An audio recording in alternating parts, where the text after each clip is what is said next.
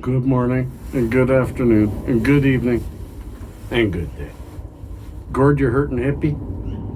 On Thursday of this week, or I should do as other tubers do at the vlog, just say, it's another day, or hey, it's the next day.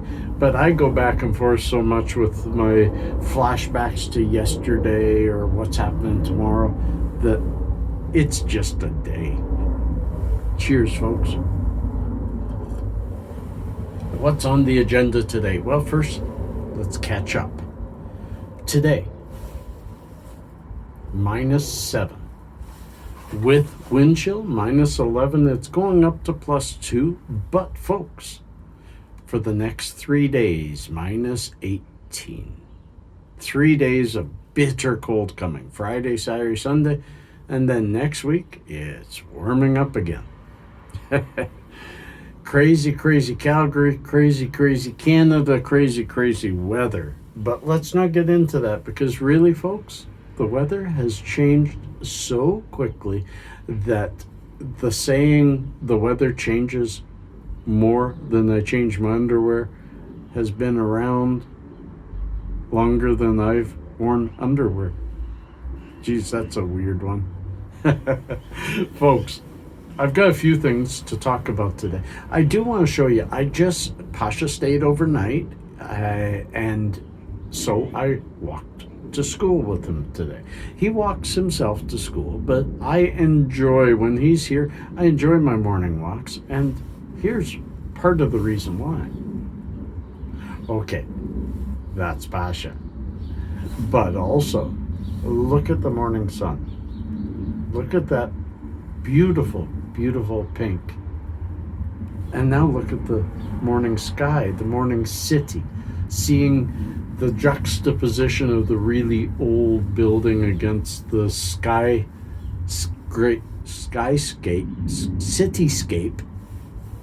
of Calgary.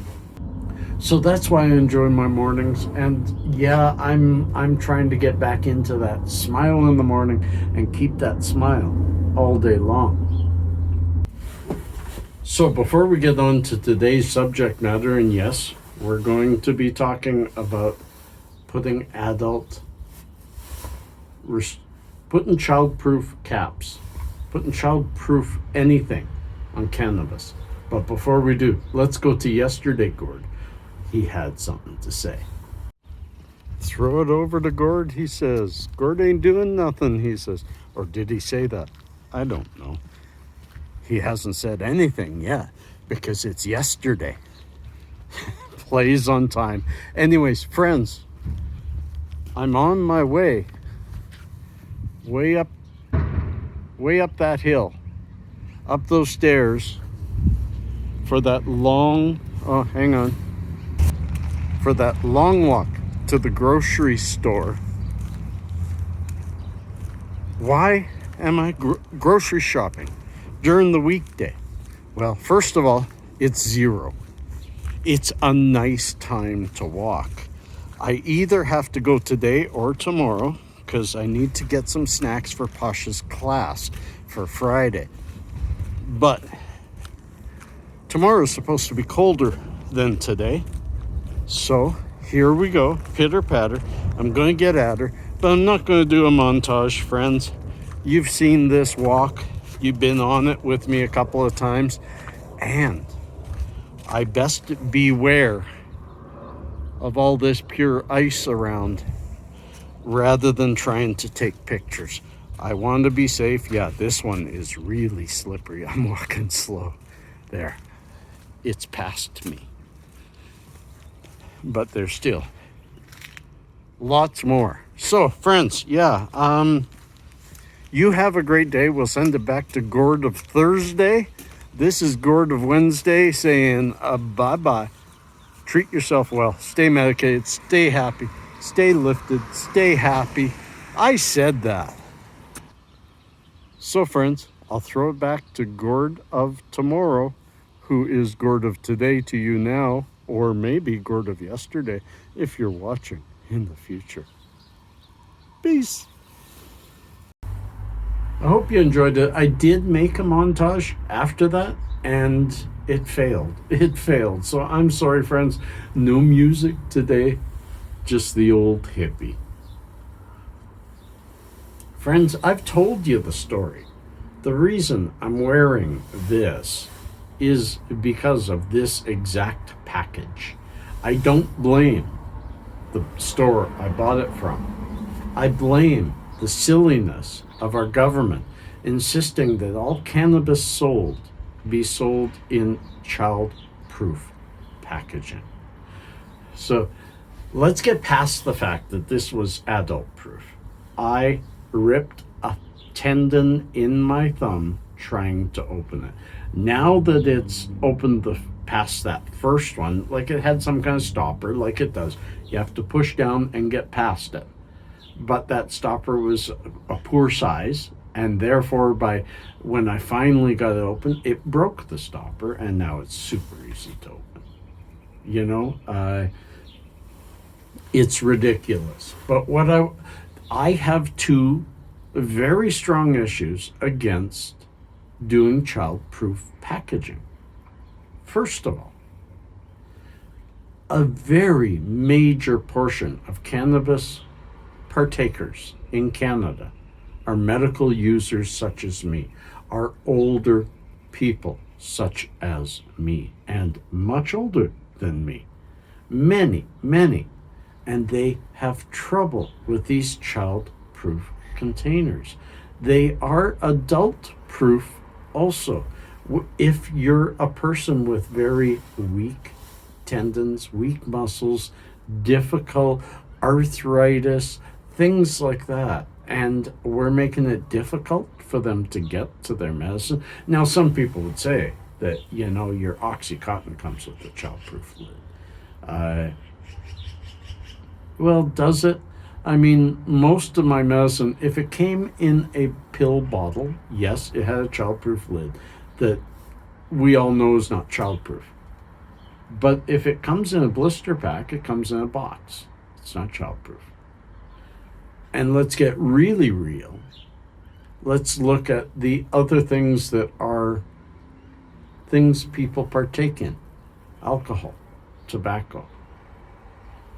Alcohol is in whatever, if you have opened any kind of portable drink in a bottle, in a pouch, in a case, in a can, then you can open any alcohol container. If you can open a pop, you can open a beer. If you can open a big jug of ginger ale. Yes, I'm having trouble with words today, folks. Comment below. If you open a big jug of ginger ale with the screw top cap, you can open most of the cheaper wines, and all of the hard alcohol, except there's a few with corks, and that's even easier. And let's look at tobacco that kills so many people and is so habit forming. And it's in a paper box with plastic over top of it to keep it from drying out until you take the plastic off. So, who are we fooling? Why is this even a thing? It makes no sense. Please comment below. What do you think? What should be done? I'll tell you this. Alcohol in my house was always kept in a cupboard.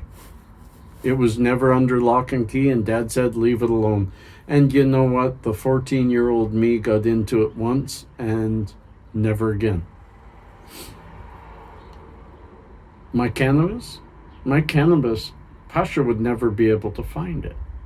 It's hidden away in my room, and he's not allowed in my room. And no, my room is not under lock and key because I trust my children. And if you don't trust your children, yes, lock up your cannabis, but this isn't going to help. You have to put it away.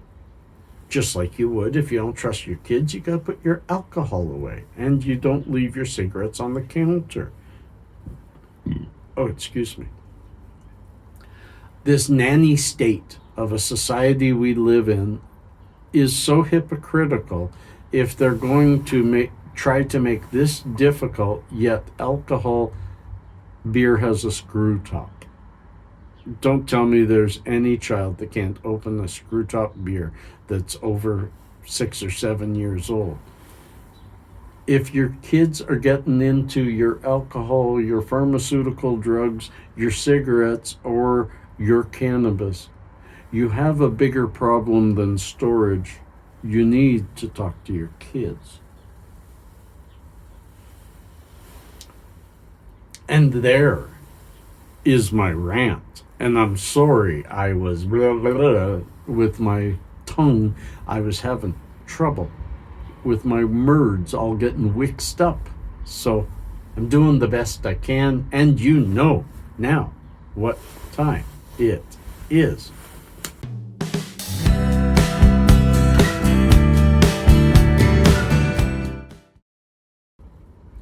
I have a couple of cool little known facts today. Remember, we're doing history, and we've moved to World War I. We're going to jump all over the place. During World War I, the French built a fake Paris. A fake Paris, complete with a replica Champs-Élysées and Gare du Nord. This fake Paris was built by the French toward the end of World War I. It was built as a means of throwing off German bomber and fighter pilots flying over French skies. It also even had a fake railway that lit up at certain points to provide the illusion from above that a train was moving along the tracks. I'd love to know, Logya, is fake Paris still a thing? Is it still around? Any remnants at all would be cool. Next, the Eastern Roman Empire's weapon called Greek fire was used in ship-mounted flamethrowers. Look at that. I know it's a drawing, a depiction, but the secret of how to make Greek fire was lost with the fall of the Roman Empire. The weapon was so unique and deadly due to the fact that throwing water onto it would only feed the fire. It was almost gelatinous in texture and would stick to things. It was mostly used in naval warfare as the large flamethrowers that were needed for its projectile use could be better accommodated by ships rather than the infantry. The Greek fire would easily demolish a fleet of wooden canvas ships that are floating on the water. That's amazing, some of the stuff the Romans and the Greeks had way back then, hey? And an ancient text called the Voynich manuscript still baffles scientists. Let's throw it up there and talk about it. Handwritten in an unknown language, the Voynich manuscript has been carbon dated to roughly around 1404 to 1438. Some of the pages are missing, and some of them are foldable pull-out pages, while most pages have illustrations. Hundreds of cryptographers and master codebreakers have tried to decipher it over the years, with none succeeding to grasp its meaning or its origin. I say it's from aliens. What do you think? Or is it from a different dimension and it somehow escaped into this one? Crossing dimensions, crossing other worlds. We should talk about that one day. Friends, peace. Ooh, peace. Cheers.